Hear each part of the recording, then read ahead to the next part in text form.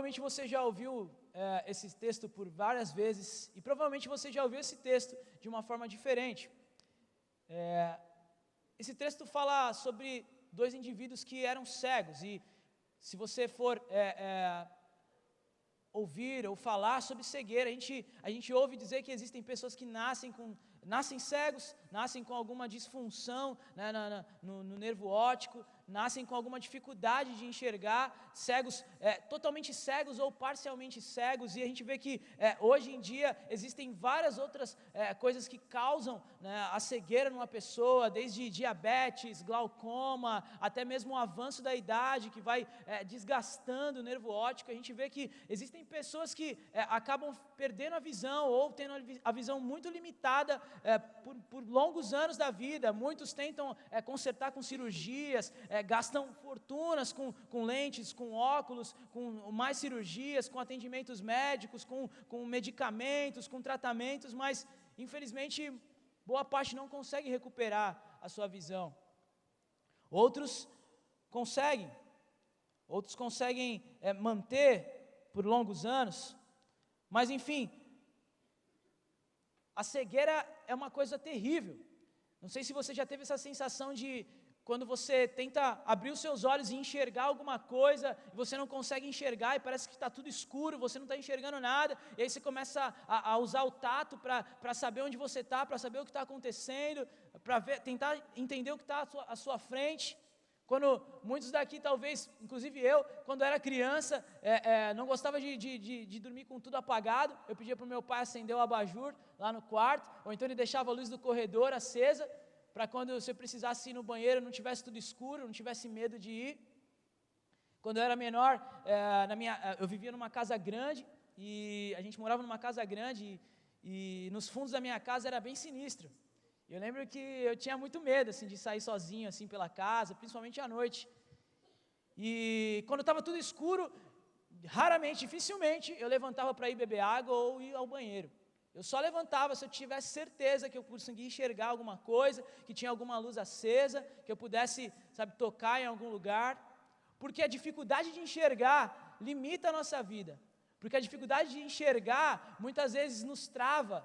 A dificuldade de enxergar, de olhar, de ter uma visão completa das coisas, muitas vezes dificulta a nossa maneira como conduzimos a vida, a forma como reagimos a tais coisas, as decisões que tomamos.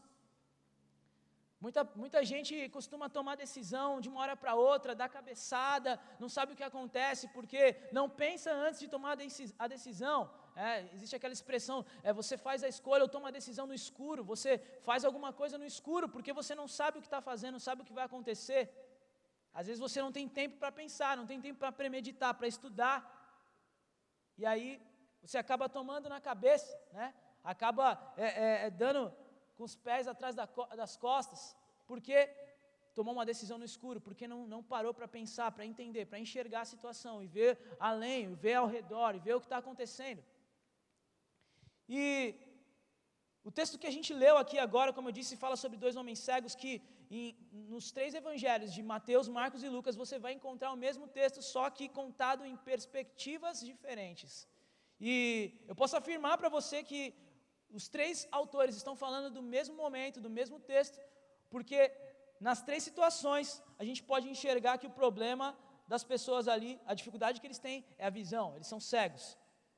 A gente pode perceber que os 3 estão falando do mesmo momento, porque a multidão seguia Jesus nos 3 textos, porque ambos gritavam por Jesus e eram repreendidos por essa mesma multidão.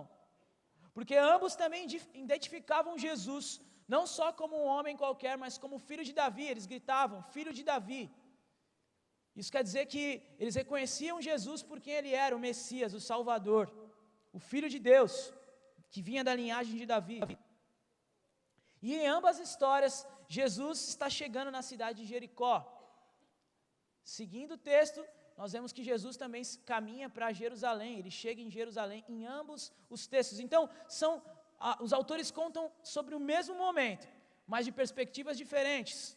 Mateus se atém a 2 homens cegos. Marcos foca em Bartimeu, ele diz que aquele homem é Bartimeu, filho de Timeu. E Lucas também não fala o nome, não menciona o nome, mas ele só menciona um cego.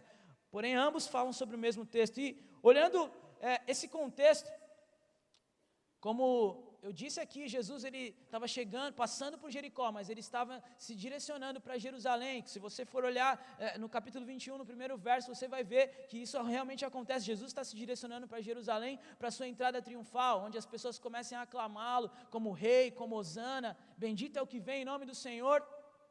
E se você for parar para pensar, Jesus estava se direcionando para a cidade onde remeteria a ele uma série de coisas negativas, uma série de coisas que iam trazer para ele uma profunda tristeza.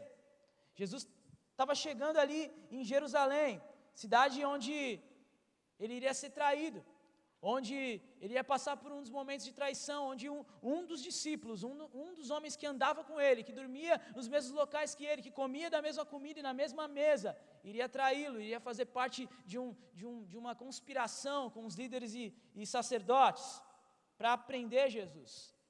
Ele estava chegando na cidade em que ele ia passar por um momento de sofrimento ali no Getsêmani, enquanto ele orava a Deus, e pedindo a Deus para que o livrasse e o afastasse daquele cálice.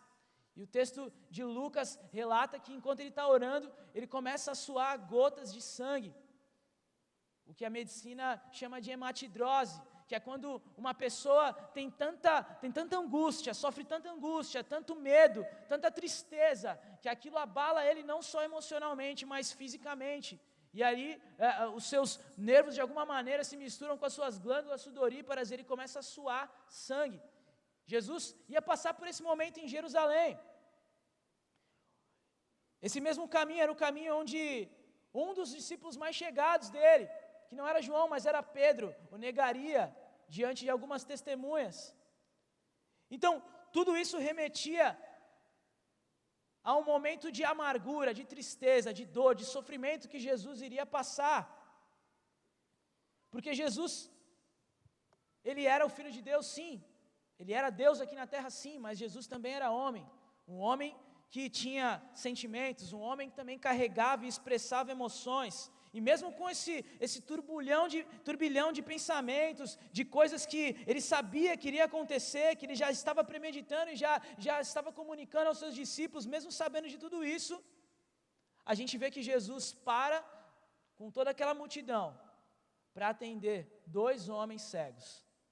O que nos mostra o quanto o Pai se preocupa com a gente também. E é interessante que mesmo com tantas adversidades que Jesus ia sofrer, naquela caminhada em direção a Jerusalém, passando por Jericó, Jesus para ajudar a necessidade daqueles 2 homens, que diante da sociedade eram considerados desqualificados, diante da sociedade eram considerados desprezados, diante da sociedade eram considerados descartáveis. Jesus para atender aqueles homens que a sociedade negligenciou, porque alguém com deficiência, naquela sociedade, naqueles tempos, era descartado, era deixado de lado, era abandonado, não podia trabalhar, não podia ser inserido no mercado de trabalho, não tinha dignidade para andar pelas ruas como qualquer outra pessoa, não tinha como sustentar uma família.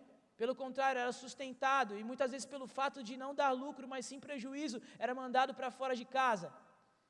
E Jesus, no meio de toda aquela multidão, que talvez teriam pessoas de todos os tipos, de todos os perfis, temperamentos, personalidades, características, classes sociais diferentes, no meio de toda aquela multidão, Jesus para atender a necessidade daqueles 2 homens, que a sociedade deixou de lado. É por isso que a Bíblia fala, por isso que Jesus fala que no reino de Deus o menor é o maior, que o fraco é o forte, que aquele que é o último pode ser o primeiro, porque Jesus não só olha para uma multidão, mas ele consegue olhar para cada indivíduo de forma especial. Você consegue compreender isso? Jesus olha para você de forma especial. Vira para o irmão que está ao seu lado. Eu sei que é muito chato fazer isso, mas eu não posso perder esse costume. Vira para o irmão que está do seu lado e fala para ele aí, Jesus olha para você de forma especial.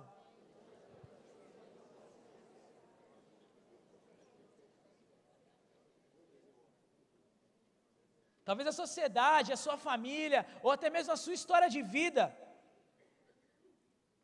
pode olhar para você e considerar alguém descartável, pode olhar para você e considerar alguém desprezado, alguém que só dá prejuízo, mas Jesus olha para você de forma diferente. Jesus olha para cada um de nós de forma diferente. Jesus consegue enxergar quem nós somos de verdade. Jesus consegue enxergar as nossas limitações, consegue enxergar os nossos erros, consegue enxergar o quanto nós somos ruins, o quanto nós somos sujos, o quanto nós somos imorais. E mesmo assim, Ele continua nos amando. E mesmo assim, Ele continua declarando o seu amor por nós. Sabe, e é isso que nos intriga na história de Jesus, é isso que nos intriga na vida de Jesus, é isso que nos intriga a respeito do Evangelho, porque esse é o Evangelho. Evangelho significa boa notícia. Eu já trouxe uma mensagem falando sobre isso. Evangelho significa boa notícia, e essa é a boa notícia, que Jesus nos amou, independente dos nossos pecados, sabendo quem nós éramos, quem nós seríamos, quem nos tornaríamos. Jesus já nos amou e declarou esse amor na cruz do Calvário, para que nós soubéssemos que nós não somos descartados, que nós não somos rejeitados, que nós não somos deixados de lado, mas que nós somos importantes, porque o seu amor foi derramado sobre nós, porque o seu sangue foi o que comprou as nossas vidas. Amém? E o fato de eu escolher essa passagem de Mateus e não a de Marcos, como todos acabam mencionando sobre Bartimeu, ou a de Lucas, que é tão rico em detalhes, em tantos outros textos, o motivo de eu escolher o texto de Mateus é porque Mateus tem algumas particularidades que os outros autores não têm dentro desse texto, porque ele consegue extrair aqui uma perspectiva diferente de Jesus. Segundo Mateus, no verso 34, ele escreve: Jesus teve compaixão deles e tocou nos seus olhos. Em outras versões, você vai encontrar a palavra condoído, Jesus tocou-lhe os olhos.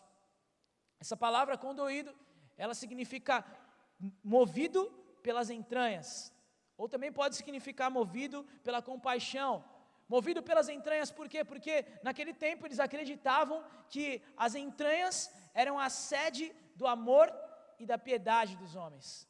Eles acreditavam que a piedade e o amor dos homens, ele surgia desde as entranhas, por isso eles declaravam dessa maneira. Então Jesus, cheio de compaixão, condoído, sabe, com um amor expressado desde o seu interior, ele chegou, se aproximou daqueles homens e tocou naqueles homens.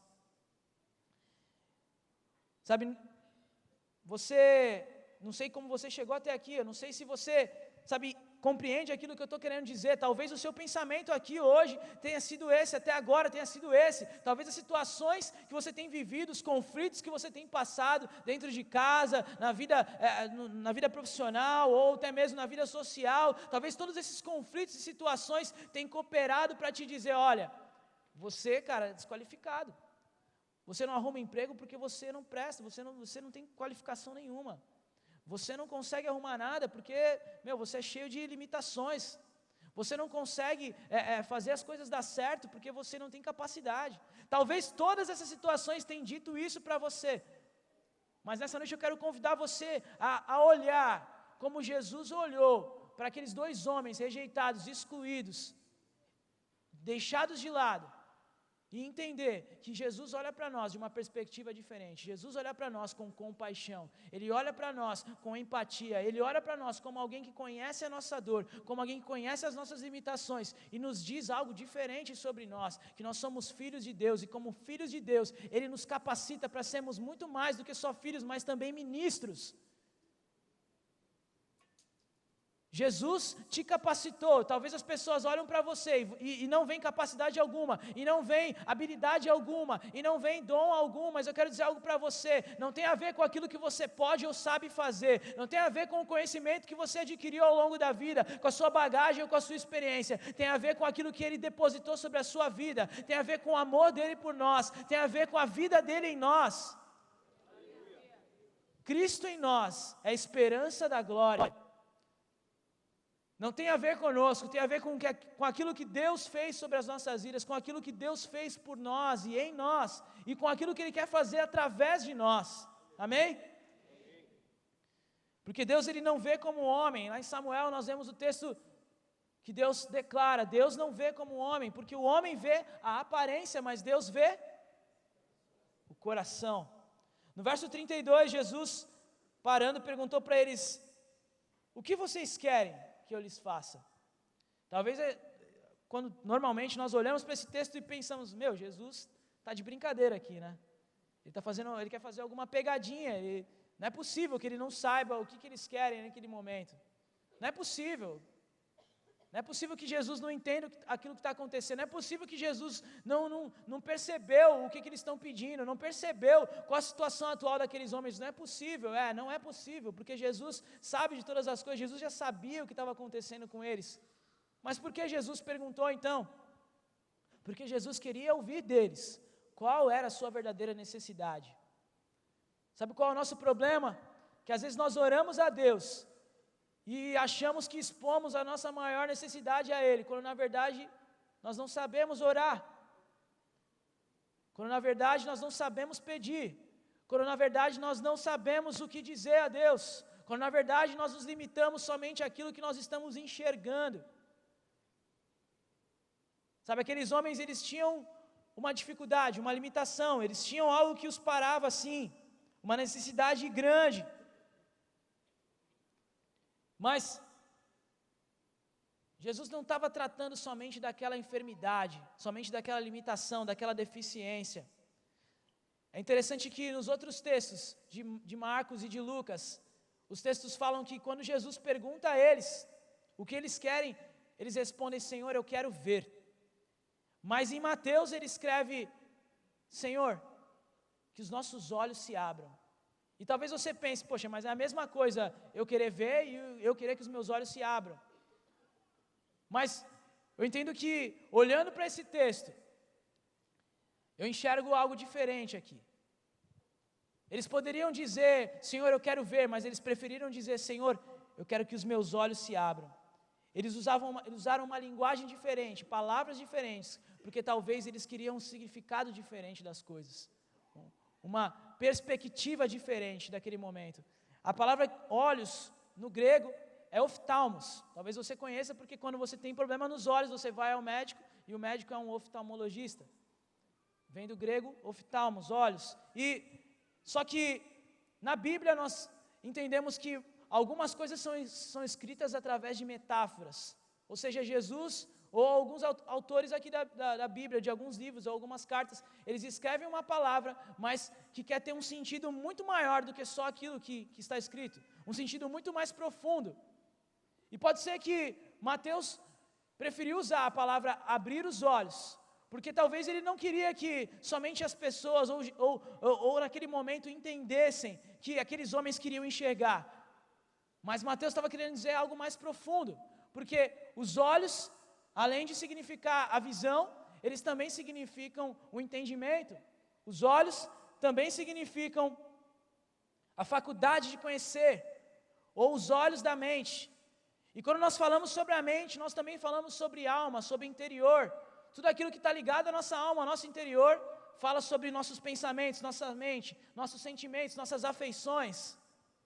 Então, naquele momento, talvez o problema daqueles homens, a necessidade maior daqueles homens, não fosse somente o fato deles não enxergarem, não terem uma visão física das coisas, mas talvez a maior necessidade deles era os seus olhos espirituais, ou os olhos da alma, estarem fechados.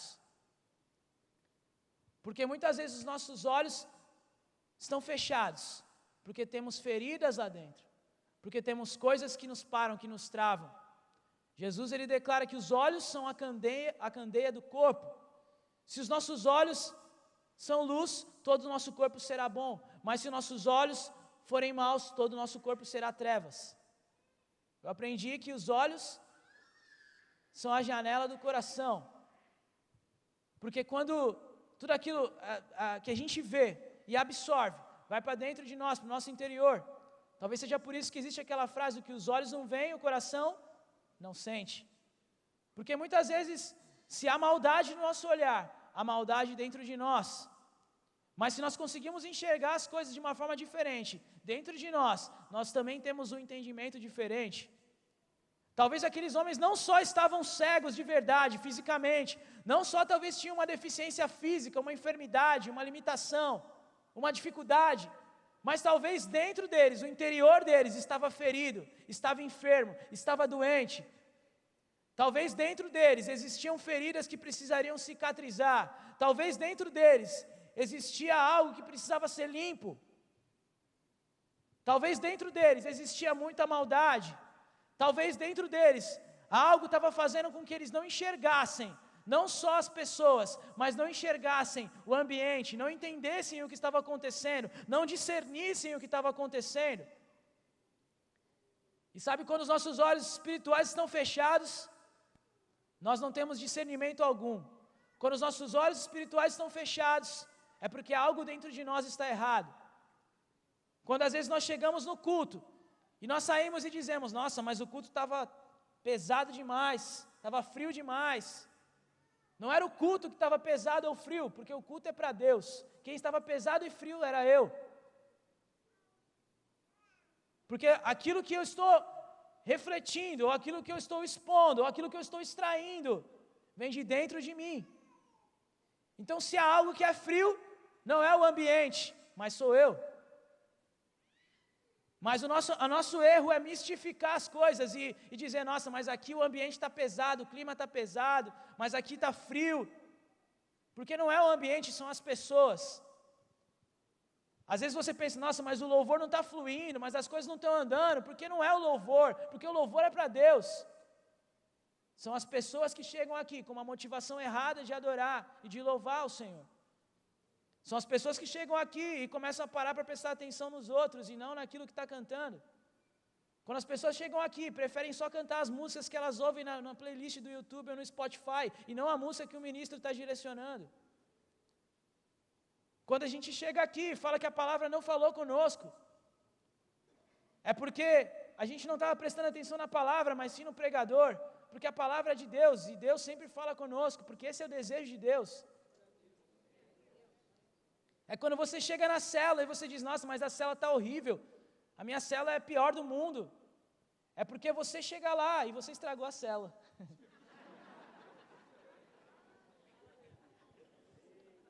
E quando eu digo você, eu quero dizer eu também, eu quero dizer nós, porque eu me incluo dentro disso.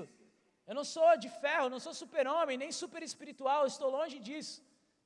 Mas eu digo isso porque são situações que aconteceram comigo e ainda acontecem. Porque muitas vezes nós não temos o discernimento do que está acontecendo, porque muitas vezes nós não temos o entendimento, porque muitas vezes os nossos olhos espirituais estão fechados, porque muitas vezes o nosso problema são com as pessoas e não com o ambiente, ou muito menos com Deus, porque muitas vezes nós espiritualizamos demais, ou mistificamos demais aquilo que não é para ser mistificado. A Bíblia fala que aqueles que são espirituais discernem todas as coisas. Se eu não estou discernindo, é porque algo de errado acontece comigo. O que eu quero levar você a entender é que muitas vezes achamos que temos uma necessidade física, mas na verdade o fundo daquela necessidade não é física, é da alma, ou talvez é espiritual, e nós não conseguimos entender isso. Você quer ver uma coisa, existem hoje, é comprovado, há um bom tempo já é comprovado, que a medicina diz que existem doenças que se chamam doenças psicossomáticas, que são doenças geradas da alma. Ou seja, existem pessoas que talvez adquirem câncer, adquirem algumas doenças crônicas, não porque comeram algo, não porque foram infectadas, não porque pegaram um fungo, uma bactéria, não porque tiveram contato com algum outro tipo de substância, mas porque precisam liberar perdão, porque não conseguem perdoar, porque viveram traumas tão profundos na infância e na adolescência, que cresceram com aquela mágoa, que cresceram desenvolvendo um rancor, que cresceram obscurecendo o seu coração, travando a sua alma, travando o seu interior, e aquilo causa nela um mal tão grande, que ela não consegue mais, liberar perdão, que ela não consegue mais olhar para a cara da pessoa, que ela não consegue mais declarar o nome daquela pessoa, que ela não consegue mais, viver como uma pessoa normal, porque aquela doença foi gerada no seu interior, e isso é comprovado cientificamente. Para você ver a importância Quando a Bíblia declara sobre o perdão, a Bíblia não brinca quando fala sobre perdão, Jesus não brinca quando fala sobre perdão, que se nós não perdoarmos uns aos outros, Deus também nos perdoará, não nos perdoará. Na oração do Pai Nosso, que nós costumamos chamar de Pai Nosso, Jesus fala: perdoai as nossas dívidas assim como perdoamos os nossos devedores. Ou seja, o perdão vem de Deus sobre nós, mas nós também precisamos aprender a perdoar. E às vezes os seus olhos espirituais estão fechados, porque a sua alma está travada, porque você não consegue liberar perdão, porque você não consegue desenvolver perdão, porque você guarda tudo aquilo dentro de você, porque aquilo se torna um furacão dentro de você, aliás, uma muralha dentro de você, onde ninguém mais consegue se aproximar. Existem pessoas que às vezes têm um grande problema em enxergar Deus como um pai, porque nunca tiveram uma referência de pai dentro de casa, ou porque muitas vezes o pai que ela teve sempre tratou muito mal, sempre rejeitou, abandonou, e aquela pessoa cresce com aquilo, e quando ela encontra Deus, ela não consegue olhar para Deus como um pai, porque ela já liga e imagina o pai dela, que rejeitou ela, que tratou ela mal, que abusou dela, que disse isso, que falou aquilo, que trouxe marcas e feridas com ela desde a infância ou desde a adolescência. Porque muitas vezes o nosso problema tem uma raiz muito mais profunda do que a gente possa entender, do que a gente possa, simplesmente falar. Eu tenho certeza que existem pessoas aqui que já passaram por grandes traumas na infância, na adolescência. Se você sentar para conversar com seus pais, com seus avós, você vai ver o quanto de traumas que eles carregam do passado, o quão foi a vida sofrida que eles viveram, pessoas que talvez estão até aqui mesmo, quantas coisas elas passaram para chegar onde estão.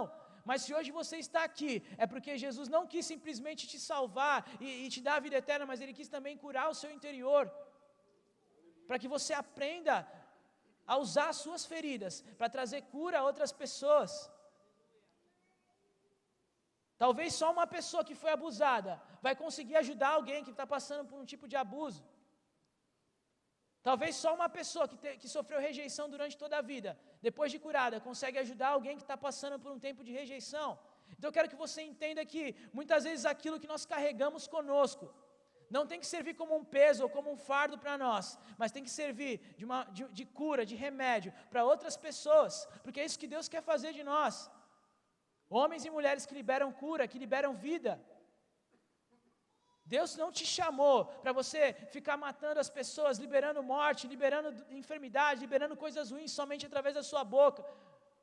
Mas Deus te chamou para você liberar a vida, para você liberar a cura, para você liberar libertação, transformação, restauração. A Bíblia fala que a boca fala do que o coração está cheio. E aquilo que nós pronunciamos porque o nosso coração está cheio disso. Eu vi uma expressão há muito tempo atrás e isso foi guardado comigo, onde um homem falou que da nossa boca nada escapa. Nós temos mania de às vezes falar alguma besteira e falar, escapou. Mas da nossa boca nada escapa, tudo transborda, porque a boca fala do que o coração está cheio. Nós não escapar nada, nós falamos aquilo porque o nosso coração está cheio daquilo.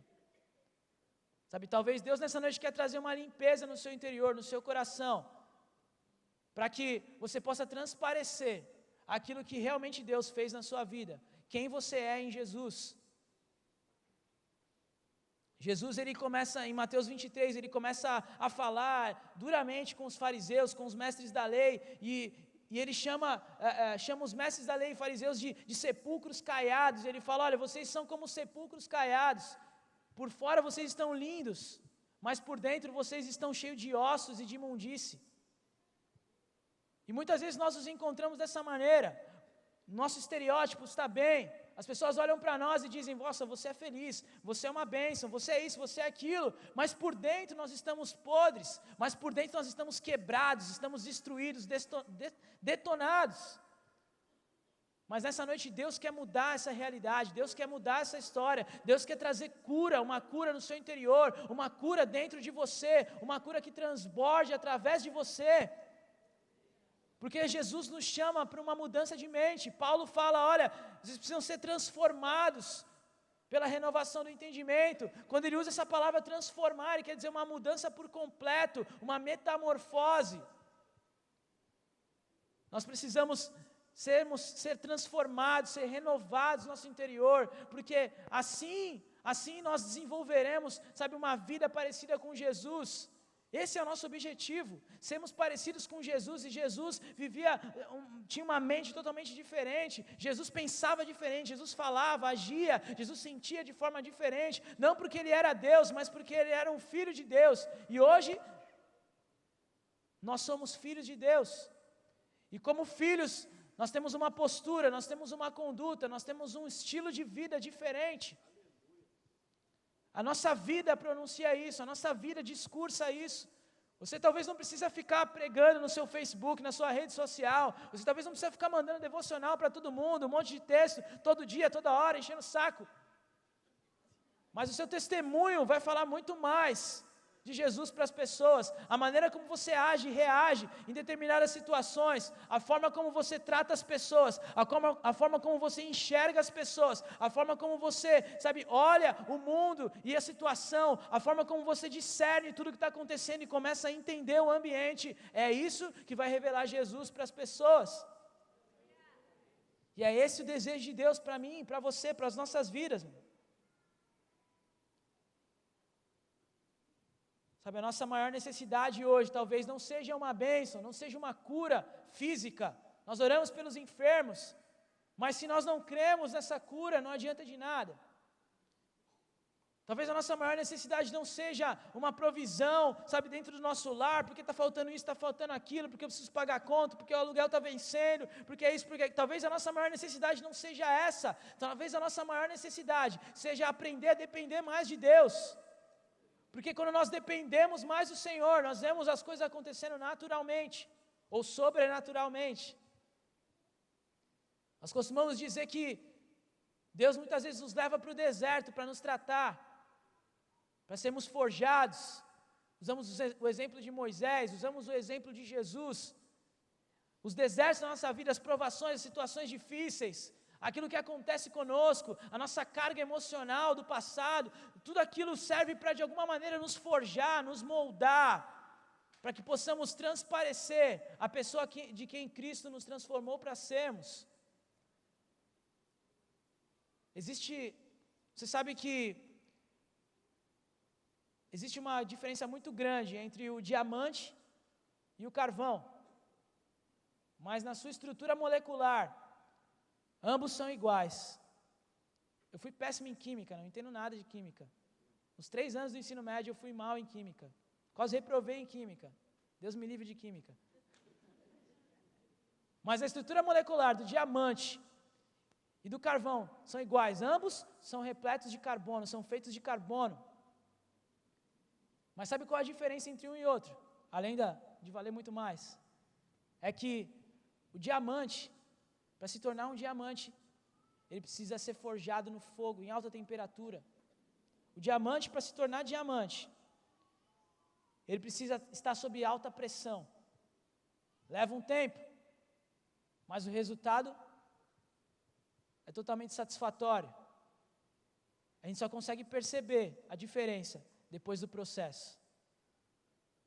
Talvez você se ache um carvão nessa noite, mas Jesus olha para você como um diamante. Como alguém que precisa ser lapidado, sim, todos nós precisamos. Como alguém que precisa ser forjado, sim, todos nós precisamos. Mas nessa noite Deus quer mudar a tua estrutura molecular.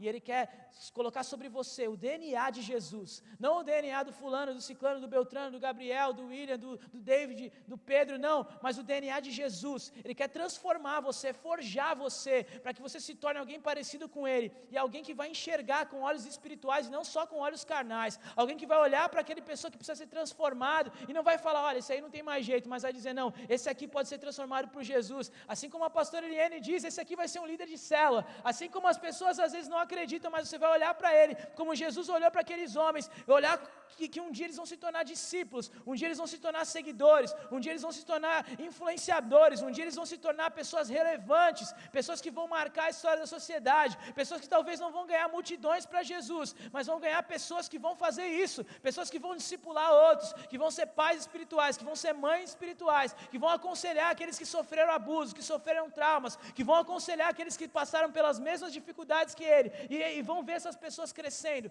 frutificando, porque esse é o desejo de Deus para nós.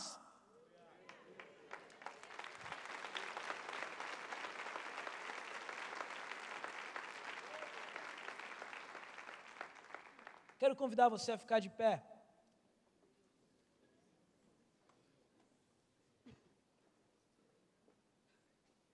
Quero que você saia daqui entendendo que o desejo de Jesus é que você saia daqui com uma perspectiva diferente, que você desenvolva o olhar de Jesus sobre a sua vida e sobre as pessoas que são ao seu redor. Se as pessoas dizem, ou se você pensa que a sua casa não tem mais jeito, que o seu casamento não tem mais jeito, que o seu filho já era, que os seus pais não têm mais jeito, eu te convido a olhar com a perspectiva de Jesus, com os olhos da fé, de que vai haver transformação, de que vai haver conversão, de que vai haver mudança. Sabe, eu não disse, mas Mateus, que narrou essa história, de maneira que mostrou Jesus tendo compaixão daqueles homens, e levando aqueles homens a seguirem Jesus e viverem uma vida transformada. Mateus talvez seja um dos que tenham mais autoridade para falar sobre isso. Quem era Mateus? Mateus era um publicano. Um publicano era um cobrador de impostos. Existiam 3 níveis diferentes de publicanos. O terceiro nível, que era o mais baixo, provavelmente se enquadrava na situação de Mateus, que eram quando o Império Romano recrutavam judeus para se tornarem coletores de impostos na sua própria terra. Um coletor de impostos na sua própria terra era considerado um traidor. Mateus era visto como um traidor. Mateus era visto como alguém corrupto. Mateus era visto como alguém sem moral nenhuma diante dos judeus. Mateus talvez era aquele que entrava no templo e todo mundo se afastava dele, porque ele era um traidor, porque ele cobrava impostos do seu povo, do seu próprio povo, daqueles que eram sangue do seu sangue. Porque muitas vezes, talvez Mateus se enquadrava na mesma dinâmica que Zaqueu, de ser um traidor e um corrupto, de cobrar impostos indevidos. Mateus era visto dessa forma. As pessoas olhavam ele dessa forma. Os discípulos de Jesus, os seguidores de Jesus, talvez até os apóstolos, olhavam para ele dessa forma. Mas Jesus olhou para ele e falou: Mateus, você vai me seguir agora. Porque Jesus transforma o pior dos pecadores num dos melhores discípulos. Porque Jesus transforma a pior das pessoas em alguém que pode ser a melhor das pessoas na sociedade. Porque Jesus olha para nós de forma diferente e Ele nos convida a olhar para as pessoas e olhar para situações de maneira diferente. Não pense que o seu problema é maior que o seu Deus. Não pense que as pessoas podem criticar você ou podem simplesmente se desfazer de você porque você é isso, porque você é aquilo, porque você não vale nada, porque você é desqualificado, desprezado, rejeitado. Não. Saiba que nessa noite você é achado do Senhor. Saiba que nessa noite o Senhor, te encontrou e Ele olhou para você e Ele olha para você de maneira diferente, em uma outra perspectiva, num pecador que pode se tornar um justo, porque Jesus nos justificou na cruz do Calvário. E eu quero fazer em primeiro lugar um convite para você que talvez chegou aqui pela primeira vez ou tem estado aqui conosco alguns dias, mas ainda não abriu o seu coração para Jesus. E talvez de alguma maneira você se sente dessa forma, como aqueles 2 homens cegos, que ouviram falar de Jesus, mas que não conseguiam enxergar aquilo que Ele podia fazer na vida deles. Se você se encontra nessa situação, e nessa noite quer abrir o seu coração para Jesus, quer ser curado talvez não só fisicamente, mas dentro da sua alma, e pela primeira vez confessar o Senhor, levanta a sua mão que eu quero conhecer você. Se há alguém nessa noite que deseja abrir o seu coração, amém. Deus abençoe. Existe mais alguém? Deus abençoe. Mais alguém?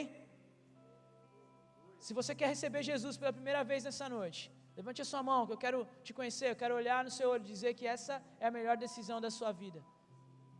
Talvez se você ficou com vergonha de vir até aqui, eu quero, de levantar a sua mão, eu quero pedir para que a pessoa que está do seu lado te traga aqui na frente, que eu quero dar um abraço em você.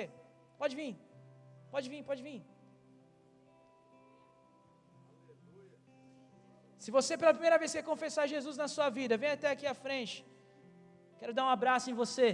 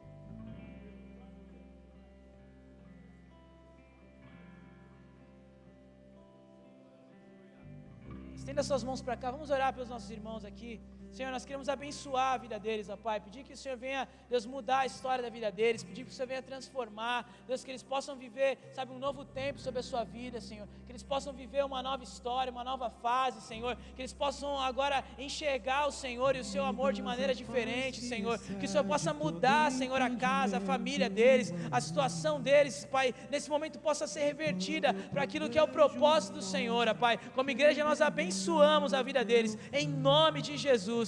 Amém, amém. Glória a Deus, Deus abençoe. Vocês são bem-vindos. Essa é a família de vocês, família espiritual, família de Jesus. Queria que vocês saíssem por aqui rapidinho, só para o pessoal pegar o nome de vocês, pegar um telefone, dar uma mensagem. Amém. Glória a Deus. A Bíblia fala que os céus se alegram muito mais quando um pecador se arrepende do que quando 99 justos. Então, nessa noite é a festa no céu, amém? Mas eu queria que nesse mesmo espírito, eu queria que fazer uma segunda oração com você. Talvez você conhece Jesus, caminha com Jesus, talvez você é até um líder, trabalha na igreja, mas de alguma maneira você sente que os seus olhos espirituais estão fechados. Talvez porque a sua alma precisa de uma cura, ou talvez porque você não consegue mais discernir nada. Tudo para você é frio, tudo para você é pesado, as coisas não fluem. Eu quero convidar você para vir aqui à frente para nós orarmos juntos como igreja. Eu entendo que nessa noite Deus quer abrir os seus olhos espirituais, Deus quer trazer cura sobre o seu interior, assim como Ele trouxe sobre aqueles dois homens. Então vem aqui à frente, vamos orar juntos como igreja, vamos orar, enquanto os irmãos vão cantar uma canção. Você pode sair do seu lugar, vir aqui à frente. Deus quer fazer algo novo na sua vida. Deus quer curar o seu interior. Deus quer trazer cura. Deus quer revelar ainda mais o seu amor. Aleluia.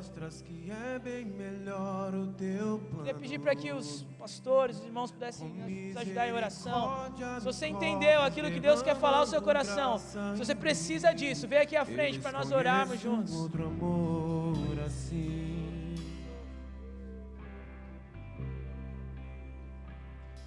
E ao meu respeito eu sei que só tens pensamentos de paz. Por teu sacrifício hoje eu posso andar sem olhar para trás. Eu não compreendo tamanha bondade que está sobre mim.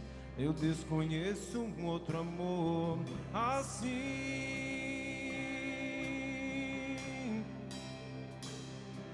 Que amor é esse? Graça incalculável.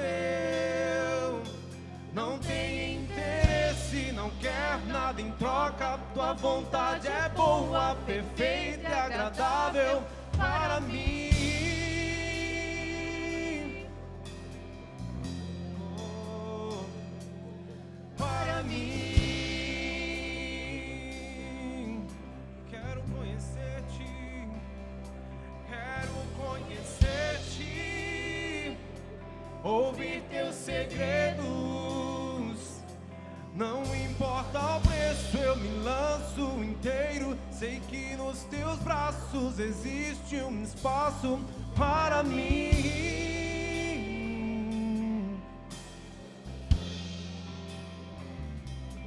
Para mim.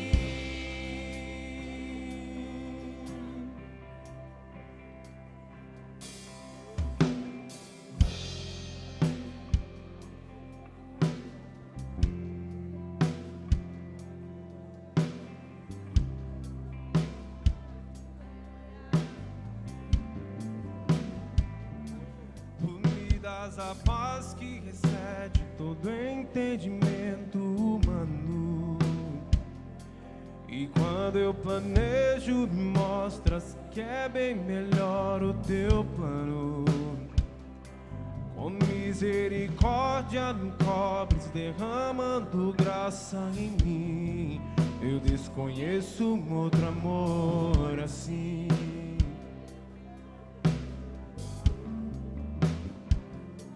E ao meu respeito eu sei que só tens pensamentos de paz. Por teu sacrifício hoje eu posso andar sem olhar para trás. Eu não compreendo tamanha bondade que está sobre mim. Eu desconheço um outro amor assim.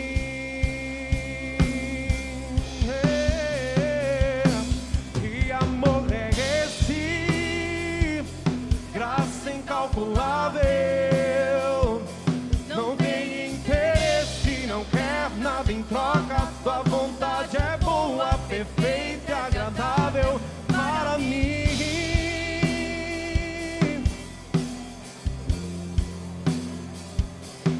Para mim.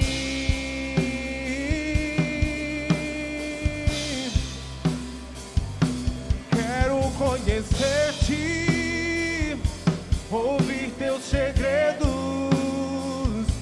Não importa o preço, eu me lanço inteiro. Sei que nos teus braços existe um espaço para mim.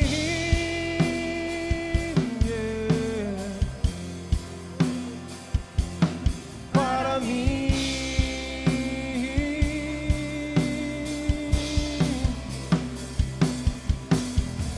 Nada vai ocupar teu lugar em mim, e ninguém pode ocupar meu lugar em ti, não. E nada vai ocupar teu lugar em mim. Eu desconheço um outro amor assim.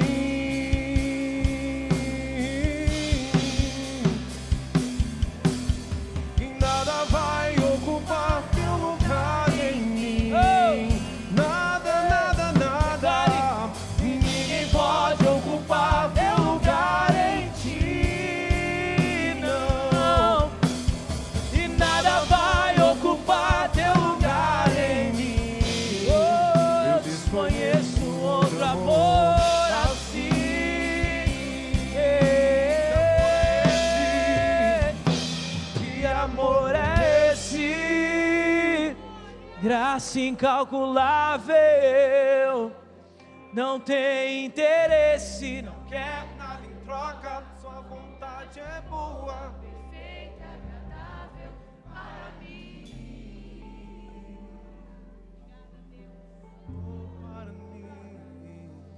Para mim, eu quero conhecer-te, esse é o nosso desejo.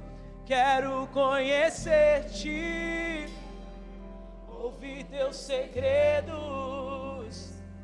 Não importa o preço, eu me lanço inteiro. Sei que nos seus braços. Adora Ele, adora Ele. Oh, oh, oh, oh. Para mim.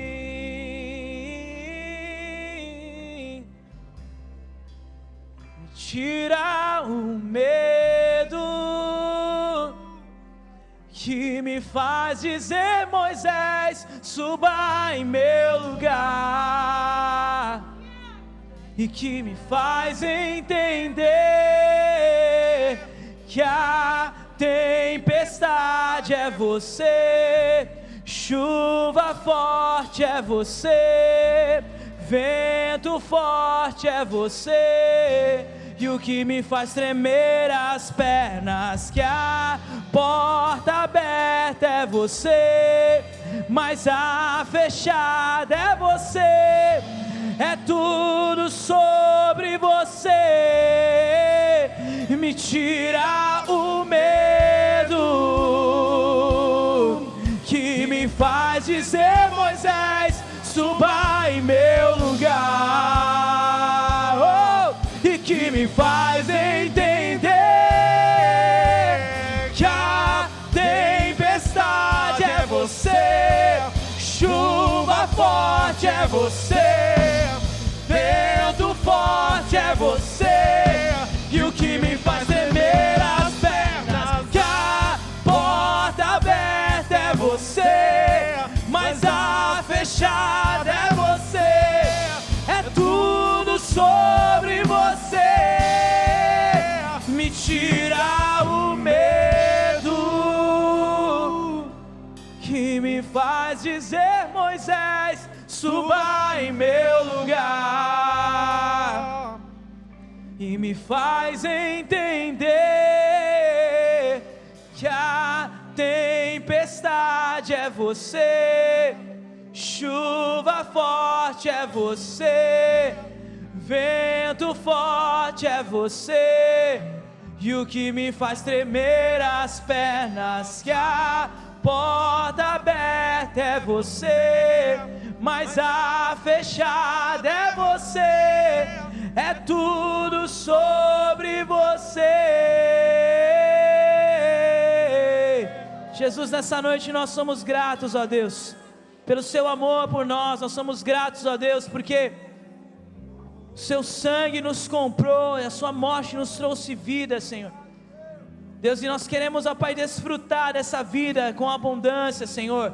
O Senhor nos chamou, Senhor, nos tirou das trevas, do lamaçal do pecado e nos trouxe para a sua luz, ó Deus. E nós queremos permanecer na luz, queremos permanecer contigo. Portanto, Senhor, limpa o nosso interior, tira, Senhor, todo medo, tira, Senhor, todo sentimento ou ressentimento, Senhor, tudo aquilo que não provém do Senhor. Deus, tira, Senhor, toda a mágoa, cura, Senhor, o nosso interior, ó Deus, que possamos, ó Pai, sair daqui, sabe, com os nossos espirituais abertos, para enxergar e discernir tudo aquilo que o Senhor quer fazer em nós, através de nós, no ambiente em que nós vivemos, ó Pai, que a partir de hoje, Senhor, a nossa fala não seja mais que o culto está frio, que a igreja está fria, mas que a nossa fala seja: Senhor, vem aquecer o meu coração, Senhor, vem aquecer o meu interior, vem gerar fome e sede de Ti, porque eu sei, Senhor, que aquilo que o Senhor quer fazer na minha vida, o Senhor quer fazer na vida da igreja. Eu sei que aquilo que o Senhor quer fazer na vida da igreja, o Senhor quer fazer nessa cidade, o Senhor quer fazer nessa nação, Senhor. Deus, portanto, nessa noite, nos leva, Senhor, a enxergar, a ver luz, em nome de Jesus, ó Pai. Nós somos gratos, ó Pai. Nós queremos, ó Pai, também orar para que o Senhor nos leve, Senhor, em segurança para as nossas casas, ó Pai, nos livrando de todo mal, Senhor, que o Senhor possa nos encher, Senhor, nos próximos dias, que possamos viver experiências novas com o Senhor, que possamos liberar vida, liberar cura por onde nós estivermos, que o Senhor nos faça canais, instrumentos do Senhor, ó Deus, que a igreja do Senhor possa, Senhor, crescer, desenvolver amor nessa cidade, nessa nação, em nós, através de nós, em nome de Jesus, é o que nós oramos, amém, amém, glória a Deus. Você pode dar um forte aplauso ao Senhor?